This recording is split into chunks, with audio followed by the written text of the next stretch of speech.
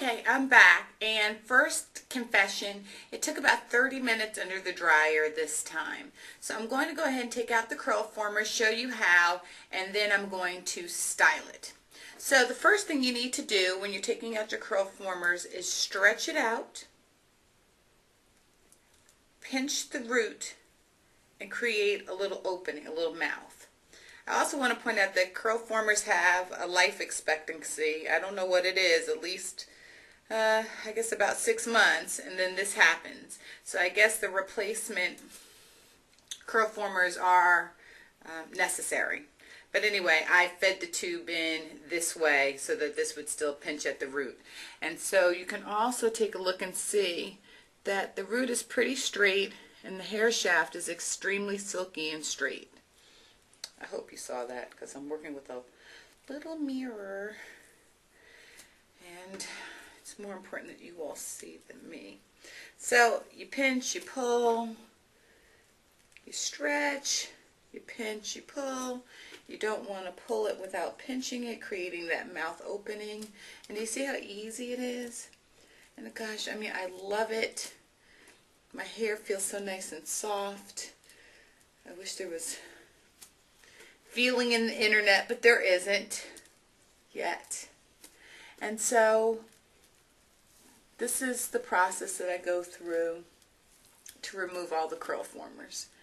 If I had fancy editing equipment, I would speed the video up right now. But what I will do is I'm going to turn the recorder off, and I will come back when they're all out, and I begin to style my hair instead of having you all watch me do the same stretch, pinch, and pull. Okay? I'll be back soon. And let me just point out that, again, if I had the lotta body, they would be much more stiff, shiny, and some people like that look, and that's great. Go for it. I just like something a little bit more soft. I'm a Jersey girl, like big hair. Never going to change. Okay. Okay, I'm back. I've taken everything down, and I'm ready to start separating. So I know a lot of people put a little bit of oil in their hands. I've taken that cue and done the same. Just a little bit of oil because I still have, my hair is pretty well oiled, and I oiled my scalp last night with olive oil, so it doesn't need a whole bunch. And so, I mean, there is no science to this really. It's just separating it. Of course, the more you separate it, the bigger the chances for frizz, because instead of the hairs clustering, they get separated from the pack. So I do try to do like a little twisty motion to kind of encourage it to stay with the half that it's been separated with, the individual hair strand. It feels so soft. It really is a combination of the aloe vera juice, which I really believe the science behind it, that it kind of gets the pH back to your hair where it should be, and the leave-in conditioner, which again I love. Not today. I also use Giovanni. I haven't used it yet with this, and so I continue to separate like this, and then once I get them fully separated, I take my wide tooth comb, because I don't have a pick, which I know is probably like Natural Girl 101, but I haven't bought one yet, and I'm going to need one, because what happens is you don't want the parts to stay. I guess I should have done like a once around so you can kind of see. It's not too late. I'll do it. So this is the side, this is the back, and this is the other side. And so again, I will continue to separate the ringlets until I get like the amount of fullness that I want.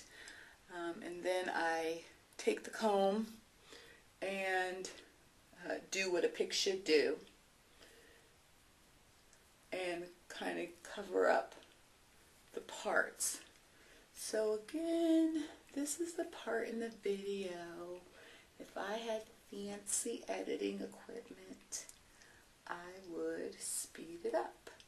So because I don't want to put you all to sleep, I am going to turn it off, and when I'm done separating, I will turn it back on and we will then go on to the next step. But you see, I'm just doing the same thing in the back. I'm grabbing a section, I'm twisting it out. Grabbing a section, twisting it out. Something got caught on my fingers, same thing. Grabbing a section and twisting it out. Until I take care of each individual ringlet. Okay, so I'll come back when I'm done completing twisting out all the different ringlets, and then we'll do like a little head massage, picking action, and get the fullness I'm looking for. And oh, by the way, makeup. Yes, because I'm going out after all. Friends called, so I spruced myself up. I think I spruced myself up. Okay. Okay, I'm back. I've went through my whole head. I've taken each Curlformer and separated it into two. I created a part here. I also wanted to mention two things. You want to make sure that after you're done sitting it to the dryer, or if you're letting it air dry, that it's completely dry and cooled off so that the curl has a chance to set. I also wanted to point out that although I did encourage you all not to saturate your hair, if it's not the right wetness, you'll get frizzy ends, which I think this is it. Yeah, frizzy ends. So anyway, so now I take my fingers and I massage my scalp. It helps with some of, oh, it feels good. Feels really good. All right, so it helps get rid of some of the parts, and it starts to make the hair look less uniformed. This is the big tooth comb. It's been in several of my videos now, and I do take it to kind of do what a pick should do. I've really got to get a pick this weekend. And so there is no exact science to this for me.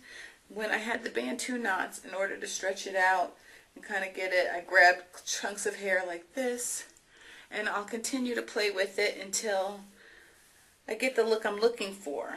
And I mean, and we all have individual taste and what we're looking for and how we want our hair to be. And so you've got to get in and play with it and feel it and kind of start to figure out what works for you. But mine will be far less uniform by the time I'm done with it. It won't be such defined ringlets. And hopefully that'll look more like a naturally curly hair. And what I'll do is I'm going to continue to play with it, because if you all saw how little this mirror is I'm working with, you would understand why I'm struggling to try and show you something and see something myself too. So I'm going to finish playing with it, and then I'll come back and share with you the final style. Okay? I'll be back.